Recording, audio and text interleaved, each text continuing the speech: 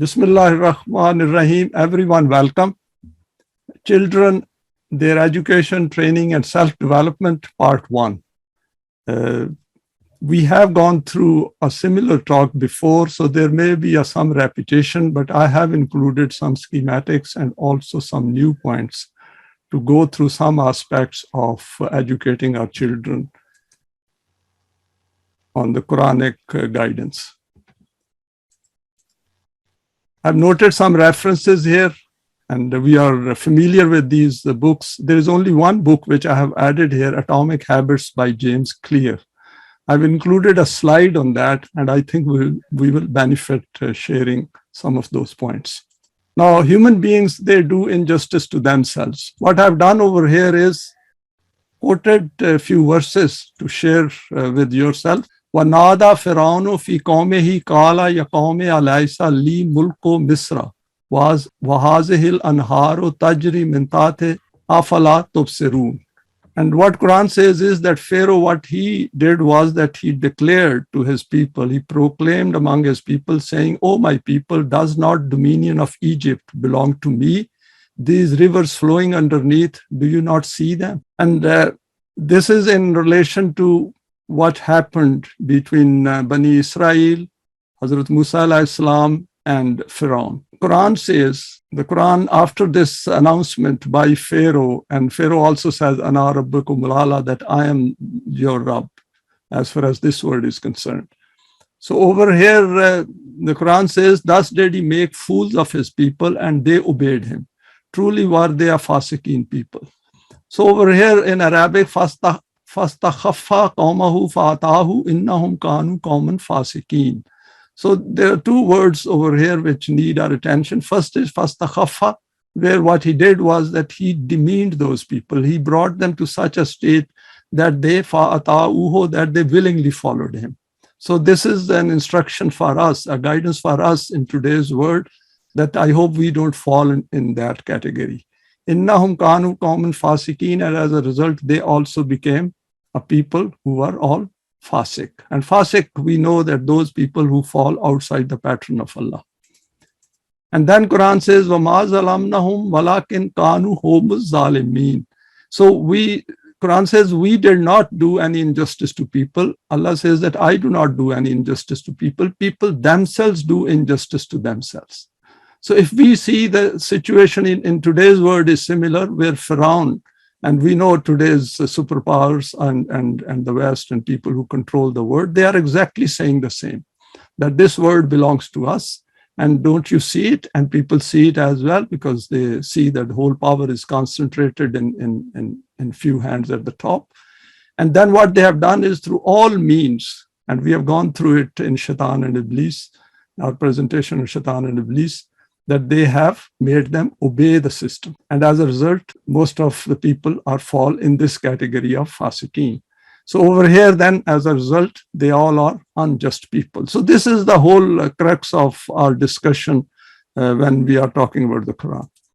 And what I've done is I put down some comments here. Verses like this can be related to the world events around us. There is a cause for every event taking place around us. There is always a human hand behind it. We do not wish our children to fall prey to this system of Iblis. So our effort is that whatever way we have spent our life, but our children, who are the future generations of this world, they should not fall prey to it.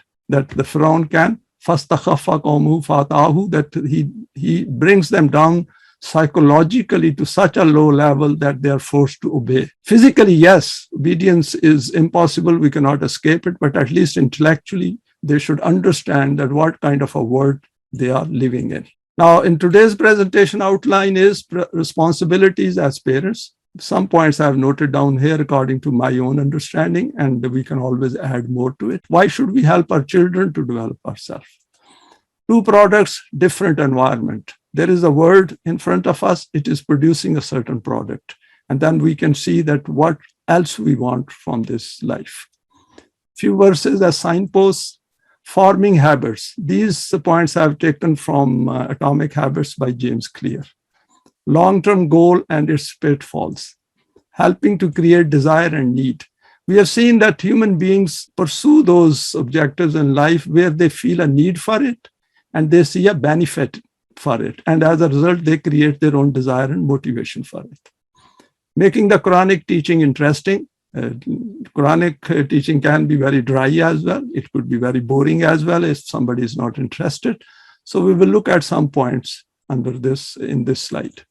Some verses I will share with you, and schematic on expanded consciousness, and then conclude it. First, in relation to parents, as responsibility as parents is that we should understand our own limitations, which are related to ourselves, in order to address these while making efforts to bring up the children.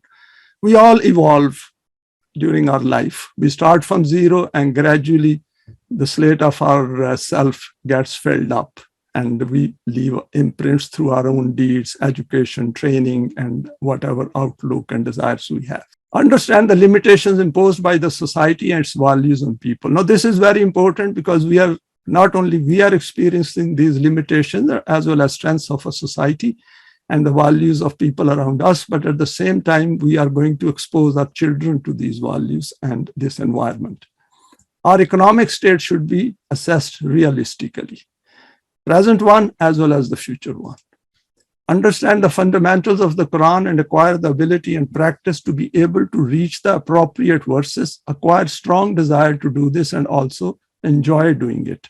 Now, why I have written over here that enjoy doing it, that life shouldn't be a boring exercise that we are just living and getting fed up with everything and depressed and pulled down and hopeless.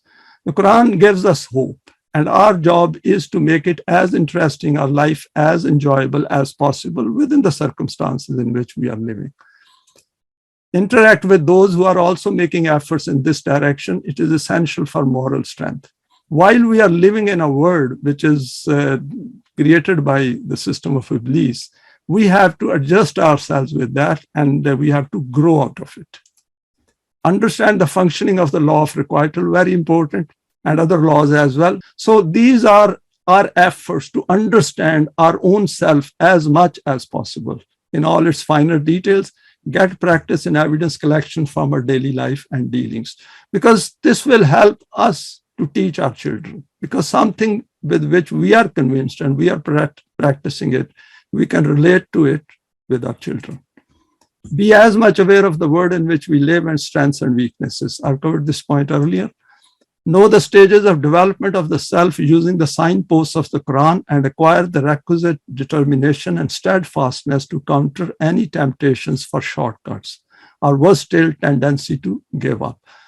We are humans, and as human beings, we have certain limitations as well. And Quran has also pointed to it, that shaitan whispers in our mind, our negative thoughts also invade us sometimes. So we should be well aware of it and not let hopelessness get anywhere near us.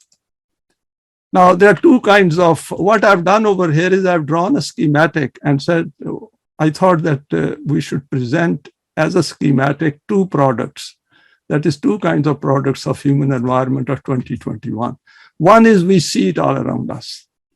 And the world around us is based on the assumption that life ends with death. The choice of the hereafter is eliminated. So children are brought up with one choice only before them. So if we do not provide education and training and cognitive awareness to our children, what will happen is they will think the world they are finding around them, that is based on truth. That is a fact, and that is all they have. Then they will have no choice. So here we are trying to create another choice. And it's a non-deen word, we know it. And why we say non-deen? Because we check it up, we verify it through the Quran. All institutions are geared towards producing a product for the market economy. So we should be very clear that presently the whole world is geared towards materialistic values. And basically they are economic wealth. Labor force and the ruling elite, success is defined without the life of the hereafter. Nobody talks of the hereafter here. The world is based on this assumption that life ends with death, even if they're not thinking about it, but underlying subconsciously, this value is controlling the whole world. And labor force, we know it. They are the cogs in the machine. They are used as mechanically as robots to produce more wealth and produce things. Iblis is in full control of today's world. The whole system, capitalist, is supported by political leaders and religious leaders.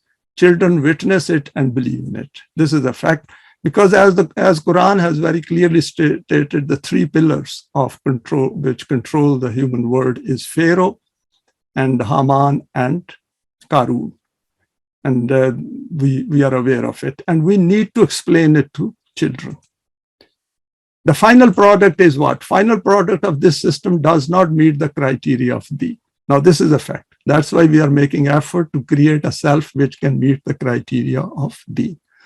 Now, what I have done over here is I have taken an offshoot right at the beginning, which says, while being part of this system, that while we are being part of this system, our thinking is free.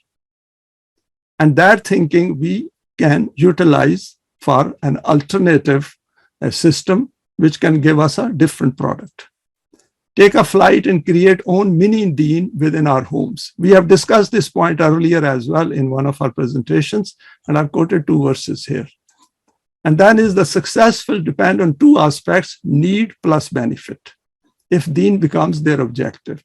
So we have to create a need for this alternative system. It's not easy. I know it. We are all experiencing it.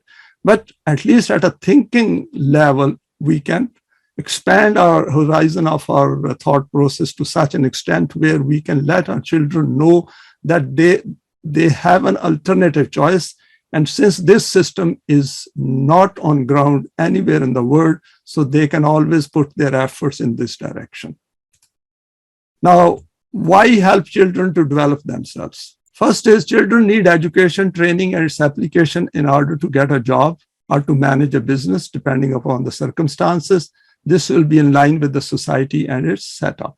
So whether we give them education of the Quran or not, education of the system of Deen, whether they want to develop their self on these lines or not, still they have to get education, training, experience to get on with life, since they have landed in this world.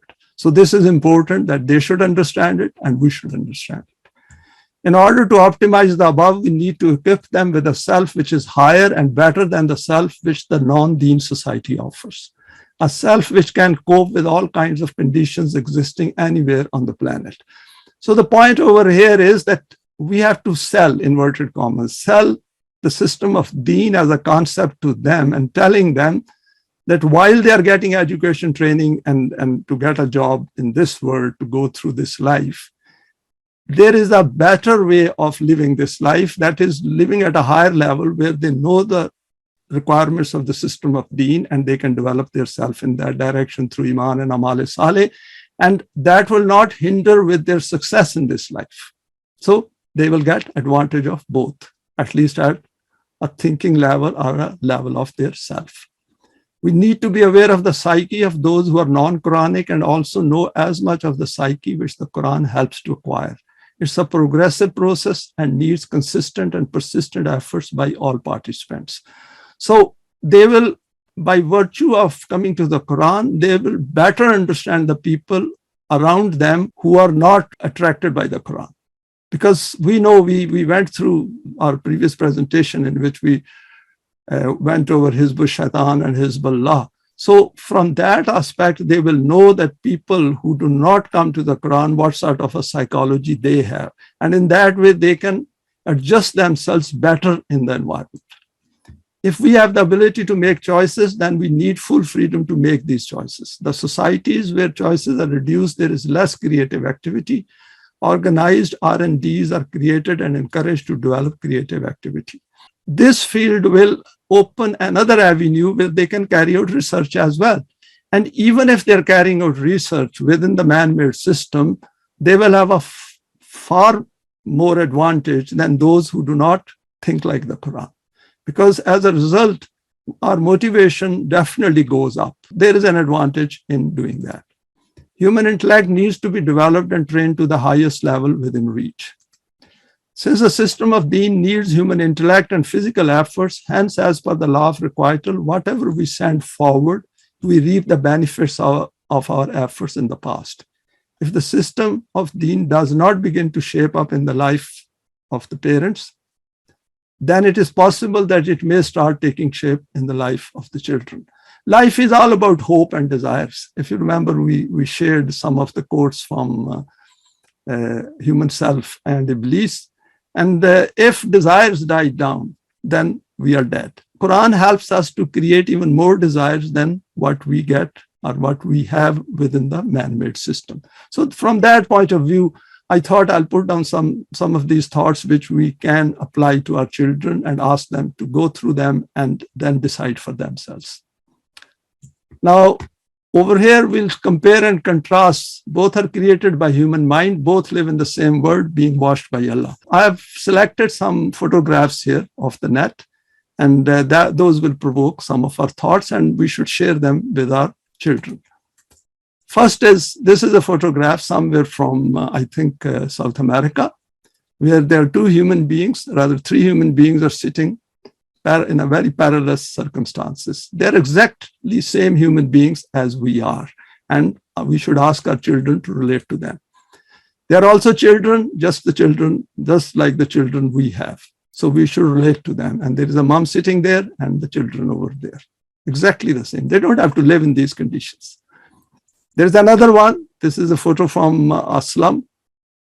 And they are, again, human beings. And we see them all over the world, particularly in the third world environment where majority of human beings live. And Quran points to these conditions. And there is another one. This is a village, and we can see the state of affairs over there. And all these streets, if we go to a village where there are mud houses, all this can be transformed through human efforts, bit of organization and planning. And there is another one which human beings have created. And these are the human beings who never think of this. And there is another one, and we are aware of it. And we have seen these new developments coming up with everything well organized in the same land where there are people living like that. So this should give us some food for thought. And there is another contrast, which I thought I put some pictures together here, that instead of creation, we cause destruction. And from clockwise on the top is Yemen. We know what is going on over there and what is taking place. He is just a human being whose house has been destroyed. And for no reason, just because he is poor. So we should keep that in mind, that if the Quran doesn't come into our life and we don't have a system, then this will continue. This is another one. This is a picture from Syria. Syria was a beautiful country. And people who visited there before the civil war, which was created by the outside forces. And all of these buildings, we should imagine they were created by human hands. And these human beings were not saying anything to anyone, but they got destroyed just because they are human beings and they are in a different land. And then this is the one who did it. So we should be very clear on that. And just see the state of the buildings in two photographs. And there is another one. Now, this is from Afghanistan. They are human beings. They were not saying anything to anyone. They did no harm to anyone. Still, they suffered. Why did they suffer? Because there is no Momineen. And this is another one. Again, Afghanistan. This is a child. And there is the mom standing in front. Just to relate to them. Just to relate our own mom, our own children to this situation. And then this is the one, Palestine. And we all know what is going on over there. These are beautiful buildings. With a lot of effort, they constructed them. Once these go up, they destroy them. Why do they destroy them? They're human beings. How can we stop this happening? So let children witness it without getting emotional. Quran asks us never to get emotional, never to be provoked. But look at the circumstances in the light of the law of requital, that what is going on and how can we counter it. The whole procedure is given in the book. Now let us look at few verses as signposts for the human self-growth or development. We have shared this one before as well. وَمَا لَكُمْ لَا تُقَاتِلُونَ فِي سَبِيلِ اللَّهِ وَالْمُسْتَضْعَفِينَ مِنَ الرِّجَالِ وَالنِّسَاءِ وَالْوِلْدَانِ الَّذِينَ يَقُولُونَ رَبَّنَا أَخْرِجْنَا مِنْ هَٰذِهِ الْقَرْيَةِ الظَّالِمِ أَهْلُهَا وَاجْعَل لَّنَا مِن لَّدُنكَ وَلِيًّا وَاجْعَل لَّنَا مِن لَّدُنكَ نَصِيرًا. If you remember, this is a verse from Surah Al-Nisa, where Allah, who owns the universe, who has created everything, he says, and why should you not fight in the cause of Allah and of those who being weak are ill-treated? So he is asking us, Jamaat-e Momineen, that why don't you go and fight in the cause of Allah on his behalf? Men, women, and children whose cry is, our Rabb, rescue us from this town, whose people are oppressors, and raise for us from you one who will protect, and raise for us from you one who will help.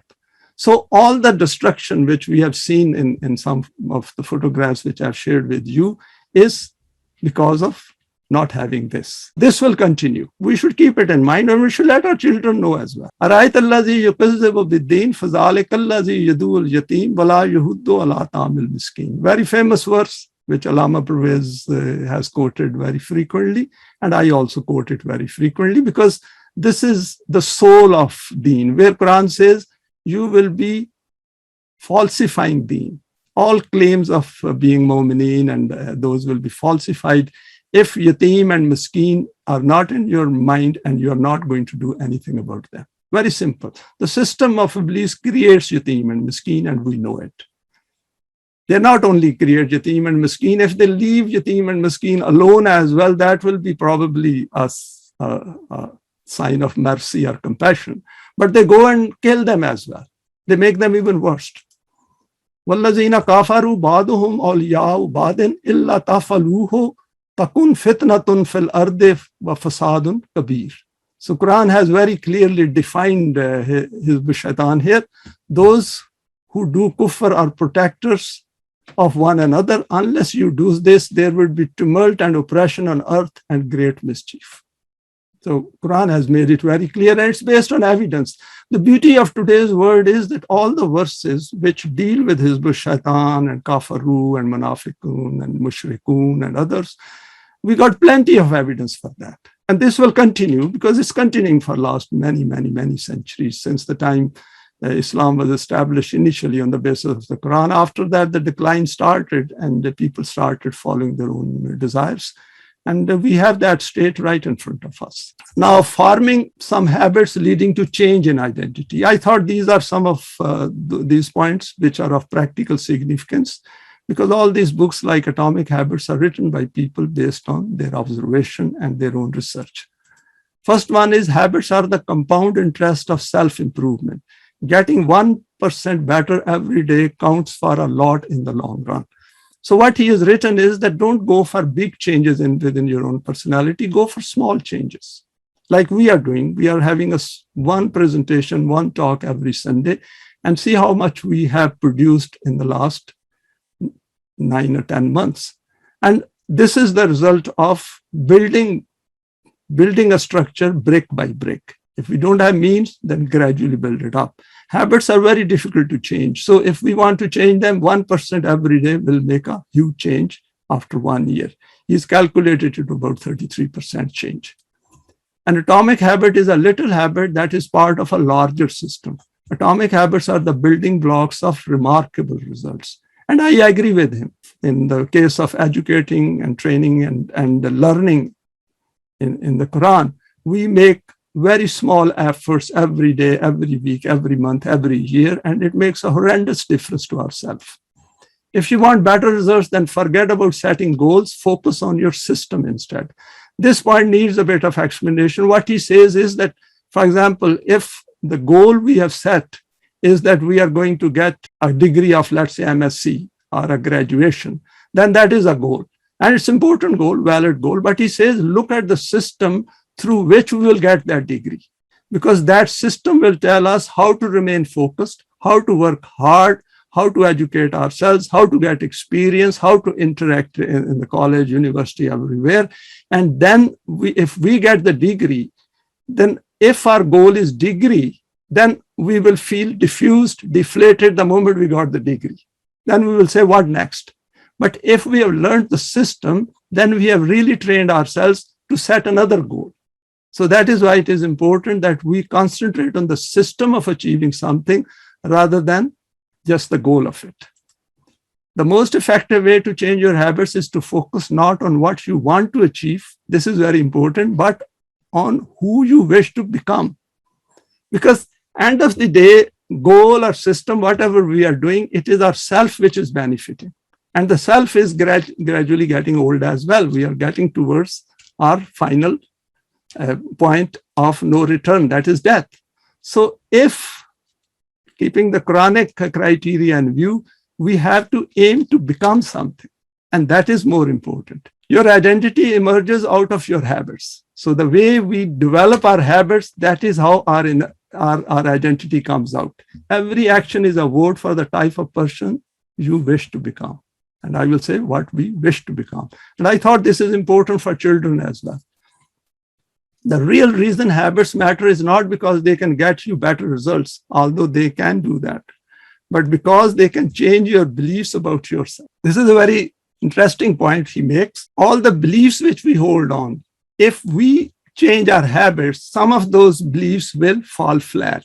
Some of the wrong beliefs which we hold, even about our own health or about our own outlook, those will change if we are concentrating on that with a higher awareness level.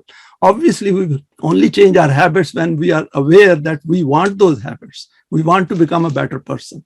So there is a lot implied within this line. The ultimate purpose of habits is to solve the problems of life with as little energy and effort as possible. What else we can have? We have the Quran. And this is very important. That as Scott Peck in his book, The Road Less Traveled, he says, either in life we are part of the problem or part of the solution. We cannot be part of both. So it is important that we should be part of the solution, the problems created by Hizb Shaitan. The 4 laws of behavior change are a simple set of rules we can use to build better habits. And they are: make it obvious. That is, make it obvious to yourself, and in fact, do a public commitment to others as well, that I'm going to do it, because once we publicly commit something, then it becomes hard to go back. Make it attractive. So it shouldn't be boring. It should have some kind of motivation in it. There should be an incentive in it. Make it easy. And if we do it step by step, that is 1% change every day, rather than running 20 miles in one day, it is better we run 1 mile every week and then continuously improving it. Make it satisfying as well, that once we have done something, we should feel satisfied that the goal we set for us, it has been achieved. And we can have a great goal if our children are educated in the teachings of the Quran and they find a change within themselves. They find it useful. And it is taken from Atomic Habits by James Clear. Now, long-term goal and its pitfalls. Over here, I will share a very interesting schematic with you. It took me a while to put it together. First, I've drawn a big arrow.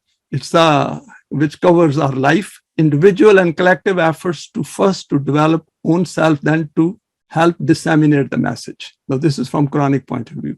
And explain to others.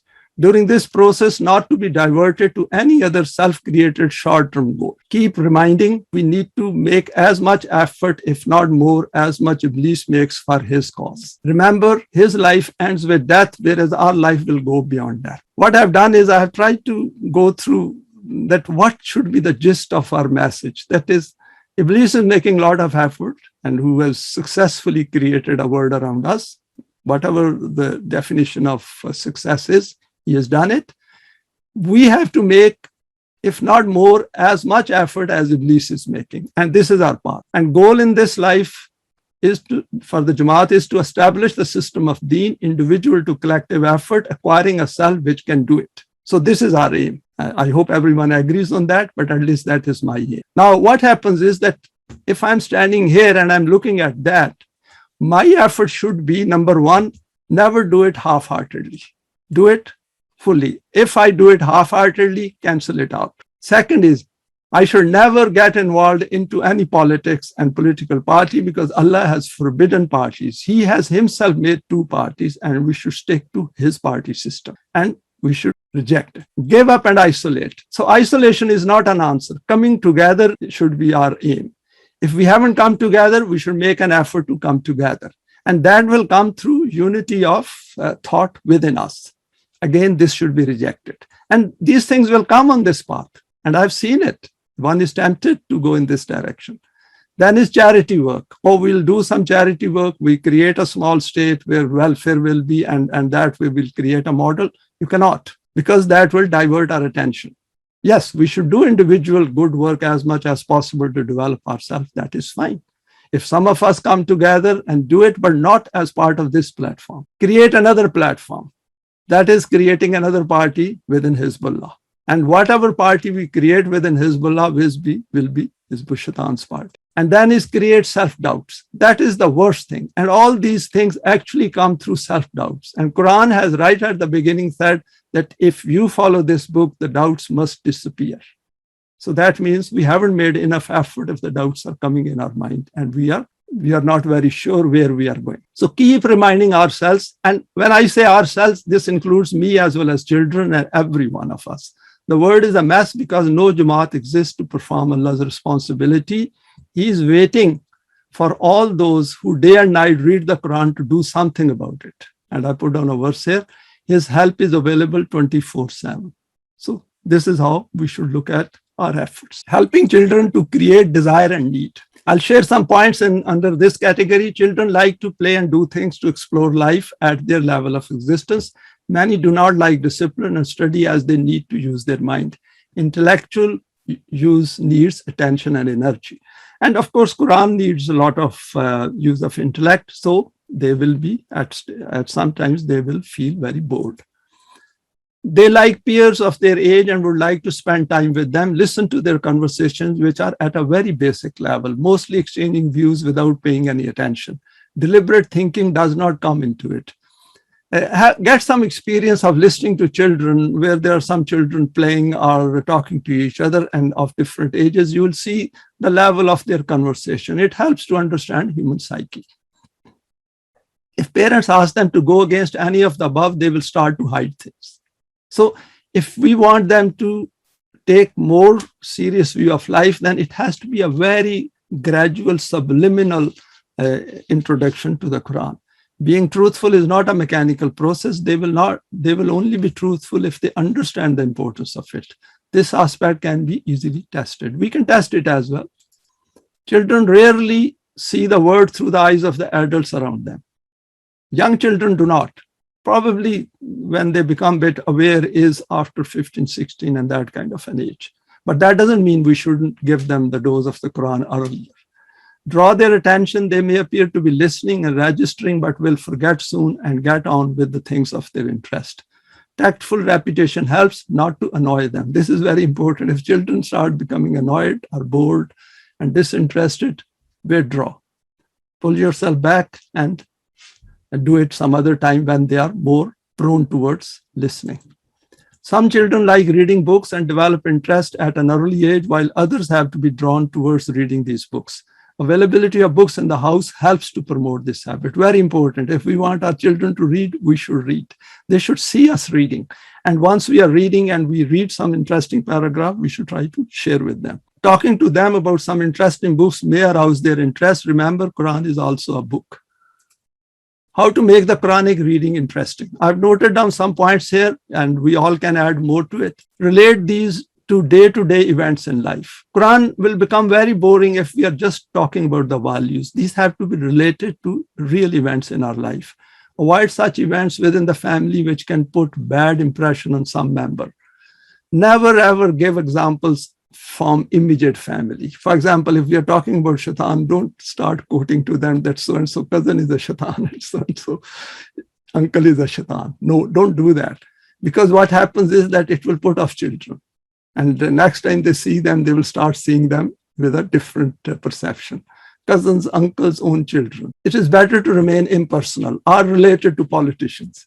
Use impersonal examples, for example, politicians, media. Avoid neighbors as well, because you are living in the same environment, so it doesn't help. Keep the law of requital in mind all the time, because let children also work out examples themselves. They are very clever. Once we explain to them, and they can relate it to themselves as well. The aim is to educate and train, not to condemn anyone. Read through various accounts of different messengers and the permanent values applicable to various events. For example, in the story of Hazrat Yusuf, the significance of harmony within the family is very important. telling truth, not to conspire against each other, helping other human beings, remain steadfast under difficult circumstances. Chastity, very important, but we should avoid discussing chastity at a very younger age. Planning and organizing the sustenance for people, be helpful and not be revengeful. Take very long-term view of life, not to feel sad if isolated, for a very high aim in life. Because tomorrow, if children have to go away and do work in some other land, and for years they may not be able to meet their parents.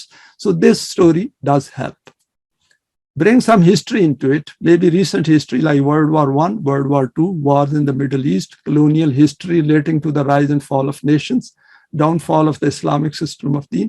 These are all very good examples to which we can relate what is given in the Quran in terms of the permanent values. Use a whiteboard or paper and pencil and draw diagrams to explain if possible. So it will increase our own creativity as well, that if we'll think that how to explain to them, we will think of some diagrams, some schematic. Read a verse on some permanent value and then inquire smilingly, could a human being think like this? Relate the world around us to human desires and emotions. Explain the reasons for downfall. Simple reason is that the Quranic teaching was contaminated. This point I will emphasize to children because they should understand that Quran is a complete formula. And with their chemistry, physics, mathematical background, they should be able to relate to it. Relate to two states of human psyche, which is emotive and rational thinking at a very fundamental level, and then tell them what is Quranic thinking, so that they are able to differentiate between the two. Explain emotive and rational thinking through examples of daily life. And within this rational thinking, we can explain to them critical thinking as well, and analytical thinking. We can tell them the story. I just left it one because I had made another slide, but I took it out at the last minute. I thought I'll cover it in our part 2. Story of two men approaching Hazrat Dawood. This is the reference given here. Story of Qarun as a representative of the capitalist system. So if we go through them, they're very interesting. Step by step, those stories come to some conclusion. Verses, never to give up and make do. First is, this is about Hazrat Musa, where he is instructed by Allah, and a wahi sent to him. وَأَوْحَيْنَا إِلَى مُوسَى وَأَخِيهِ أَن تَبَوَّأَ لِقَوْمِكُمَا بِمِصْرَ بُيُوتًا وَجَعَلُوا بُيُوتَكُمْ قِبْلَةً وَأَقِيمُوا الصَّلَاةَ وَبَشِّرِ الْمُؤْمِنِينَ. Where Bani Israel were more or less confined to their homes, they probably didn't have any mosque or synagogue to go through. And there was a lot of suppression. So Hazrat Musa was guided and his brother were guided that whatever training you want to do, education you want to do, make your own homes centers for that. So it is beautiful here, buyutakum qiblatan. So make it your own qibla, because you need to have some goal and create that goal within the light of the wahi. And aqimus salata, and that is where the system of salat will start taking shape. And from here, the Quran says it is a glad tidings. So this is, the situation is not very dissimilar to what we have in today's world. And then another verse, similar context, fi buyutin azin Allahu an turfa wa yuzkara fi hasmuhu yusabbihu lahu fiha bil ghuduwin wal asal. This is from Surah Nur. And what Allah says is, it is, if you remember, this is the famous verse where Allahu nuru samawati wal ard, and it starts from that and then goes through different parts. And what Quran is saying is that this is the light in houses which Allah has permitted to be raised in honor for his dhikr, in them for his attribute. What I've done is ismuhu, his name, I have translated it as his attribute. In them is he followed in the mornings and evenings, and which essentially means that you have to keep reminding yourself. Ya ayyuhallazina amanu la tulhikum amwalukum wala auladukum an zikrullah wa man yaf'al zalika fa ulaika humul khasirun. This is a famous verse of chapter 63. It will help if we can go through the rest of the other verses as well following it. What Quran says is that, O those who have iman, let not your riches and your children divert you from the dhikr of Allah. So that means that your children should be part of it as well, that all of you do dhikr of Allah. Because if we haven't trained them, then obviously they are going to divert us. So this is important that all of us are together in it. And فَأُولَٰئِكَ هُمُ الْخَاسِرُونَ, then of course the life is going to end with death. And if we do not have the same self which can go on to the next stage of evolution, then obviously we have a problem. Over here, I have put down some verses just to give hope to children. Wherever in the Quran we go through the verses, we will see that the tone of the Quran changes once it goes from Momineen to Kafirun and from Kafirun to Momineen. There is a softer touch in the Quran and a very delicate touch, very refined touch once it talks about Momineen. لِيُدْخِلَ الْمُؤْمِنِينَ وَالْمُؤْمِنَاتِ جَنَّةٍ تَجْرِي مِنْ تَحْتِهَا الْأَنْهَارُ خَالِدِينَ فِيهَا وَيُكَفِّرَ عَنْهُمْ سَيِّئَاتِهِمْ وَكَانَ ذَلِكَ عِنْدَ اللَّهِ فَوْزًا عَظِيمًا. The Quran says that He may admit Mu'min men and women to Jannat beneath which rivers flow to dwell therein eternally and remove their ills from them. So we all make mistakes. Quran recognizes it. And then it says, we have told you the procedure. We have given you the procedure to overcome the negative effects of your deeds. And wakana zalika indallahi fawzan azima. And then Quran sums it up that it is your own achievement. If you make an effort and go through the procedures which we have given under the law of requital, then you will achieve it. And see, the language is that there is a great reward waiting for them. And that reward will never cease. It's eternal. So this should encourage and motivate children. يُعَذِّبَ الْمُنَافِقِينَ وَالْمُنَافِقَاتِ وَالْمُشْرِكِينَ وَالْمُشْرِكَاتِ الزَّانِينَ بِاللَّهِ ظَنَّ السَّوْءِ عَلَيْهِمْ دَائِرَةُ السَّوْءِ وَغَضِبَ اللَّهُ عَلَيْهِمْ وَلَعَنَهُمْ وَأَعَدَّ لَهُمْ جَهَنَّمَ وَسَاءَتْ مَصِيرًا. And that He may punish munafiq men and women and mushrik men and women who imagine an evil opinion of Allah. On them is a round of evil. The wrath of Allah is on them. He has cursed them and got hell ready for them, and evil is it for a destination. So over here in the second one, all those who are munafiqeen and munafiqat and the mushrikeen and mushrikat, about them the Quran is very, very assertive and very clearly tells them that they are going to suffer for what they do. So this gives us hope as well that the system of justice under the law of requital is continuously working. Now, I over here share a schematic which I've drawn about the expanding view of human consciousness. And if we see that at a very lower level in the human world in which we live, there is a limited vision, life ends with death. And particularly our brothers and sisters living in rural areas who are not educated, they have a very limited vision. And we know about it. They cannot think beyond their immediate environment in which they are brought up. Then there are people who get education and training and experience, and their vision expands. And if their vision is limited, it is because the system is such which subjugates these people. And if the vision increases in education and training, then our vision, what I've done is the breadth of the arrow I have increased. Then is education plus training plus experience, extra study and research widens human vision about the world. And of course, there is no hereafter up to this point. Depth and breadth of vision is confined to this life only. So the point I'm trying to make is the moment we go into the arena of the Quranic thinking, our vision expands significantly. And then this life goes on this plane. This is a state of the world in which we live. And then what I've done is I have drawn a couple of arrows here. Guidance of the Quran opens up a new world. The human self and the possibility of the system of deen, the life of the hereafter becomes a reality. And what I've done is that over here, the breadth of this arrow is noted here. And over here, I have increased the breadth between the two arrows. So our vision increases as we go into the domain of the Quran. And then human intellect gains height and breadth, vision to witness the reality of human creation. And then his Quranic self emerges for the system of deen, coming together of those who wish to work for deen, seeing the world through the Quranic lens. So over here, if we see that now, for example, through our talks which we have shared, we can see the world better, and we also have improved our understanding about the Quran. We have done a lot of talks on human thinking as well. So our state over here is far better than the state of people within this category. Nothing to put them down. This is just the realistic situation as we face in today's world. And this is an ever ascending path. So for us is to keep expanding our vision, keep us expanding the outlook of ourselves, and also to develop ourselves to that level where we are able to attract more people into our fold and then work together. Now, conclusions. We live in a world which is created by the human intellect and has strengths and weaknesses. We know what kind of a human product it produces. I've gone through this, that the product of today's world, we know it. And if we want our children to be a better product, then we have to make an effort to draw their attention towards the Quran.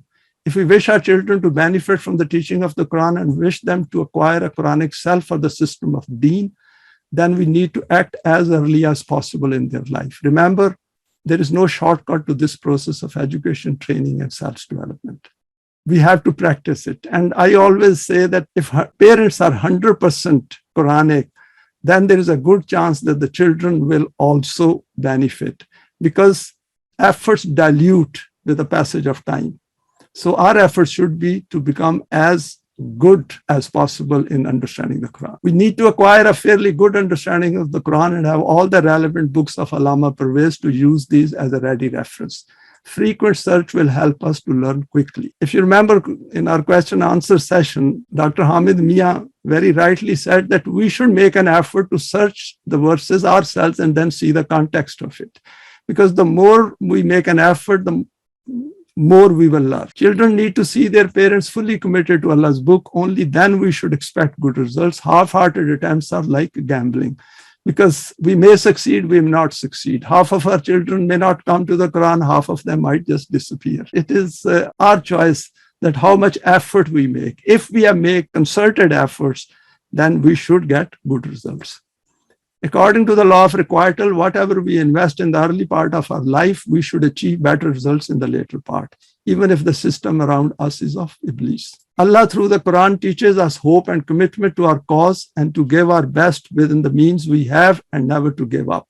And we should remain united. وَتَعْصِمُوا بِحَبْلِ اللَّهِ جَمِيعًا وَلَا تَفَرَّقُوا. And with that, I come to the end of this presentation. Thanks for your time and for sharing this presentation.